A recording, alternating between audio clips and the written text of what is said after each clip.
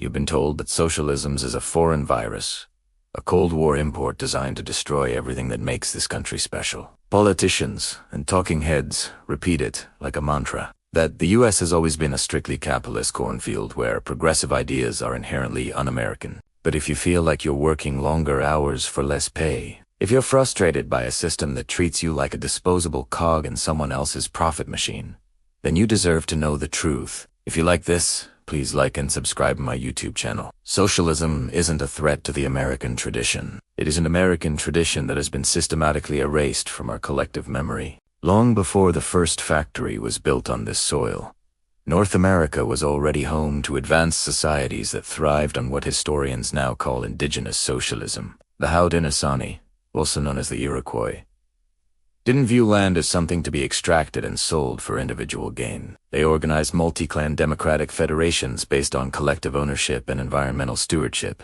This wasn't some primitive arrangement. It was a sophisticated political structure that allowed nations to flourish for centuries well. European colonizers were sometimes resorting to cannibalism just to survive the winter. This history is so deeply embedded in our foundation that even Congress has recognized how the Haudenosaunee Constitution actually influenced parts of our own U.S. Constitution. When we talk about American democracy, we are talking about a legacy that was, in part, modeled after indigenous communal principles.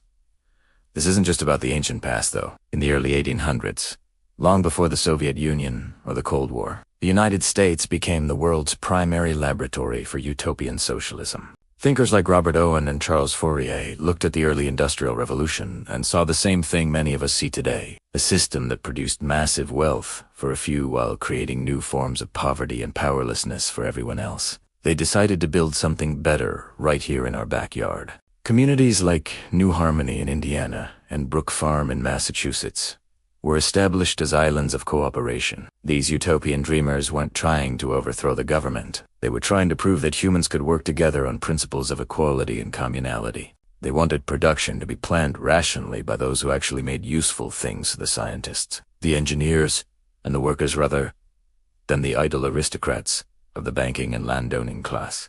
They envisioned a world where work was actually fulfilling and enjoyable rather than soul-crushing drudgery. And while many of these experiments eventually struggled to survive in a sea of capitalism, they proved that the current economic system was not the only option. They provided a systematic way of thinking about an egalitarian society that has preoccupied radical thought for over 2 centuries. Here is the most surprising pivot in our history.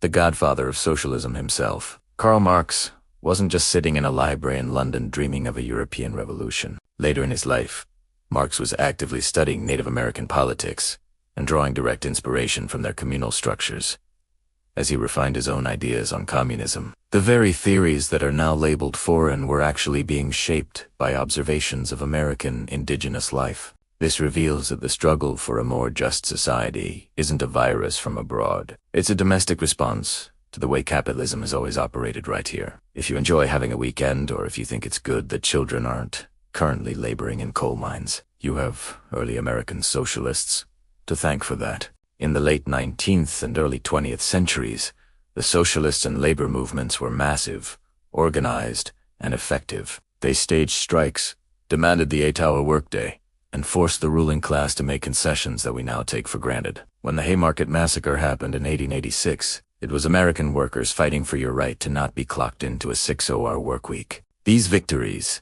like the federal minimum wage and the end of child labor, weren't gifts from generous bosses. They were rights clawed back from capitalist hands by people who believed in a socialist future. Even the New Deal under FDR, the very foundation of the modern American middle class, only happened because the government couldn't handle the level of socialist agitation and worker unrest in the streets. The 40-hour work week and Social Security were concessions meant to prevent a full-scale working-class revolution. This history shows us that the American dream of dignity and freedom has always been tied to communal action. Today, we see a new phase of this movement emerging, centered on the idea that in the richest country in history, anyone can be wealthy, but nobody should be poor. The modern struggle for rent freezes, universal child care, and a living wage is simply the next chapter in a very old American story. We are told that socialism is about the government doing stuff, but the original American socialists wanted something much deeper. They wanted you to have a say in the decisions that affect your day-to-day life.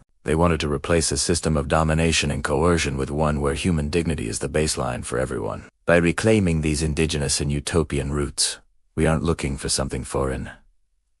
We are remembering something we lost. We are remembering that the economy is a human creation, not a natural law, and that we have the power to remake it to serve human needs more justly. The American dream isn't about the individual pursuit of profit at the expense of your neighbor. It's about the collective freedom to flourish in a society that values your dignity as much as your productivity. It's time we stop treating our own history like a secret and start building on the foundation that was here all along. I have finished the script for your video. Since this topic involves a complex timeline of events, would you like me to create an infographic timeline of early American socialist history to help with your videos, visual assets, or perhaps a tailored report on the specific success and failure factors of 19th century utopian communities?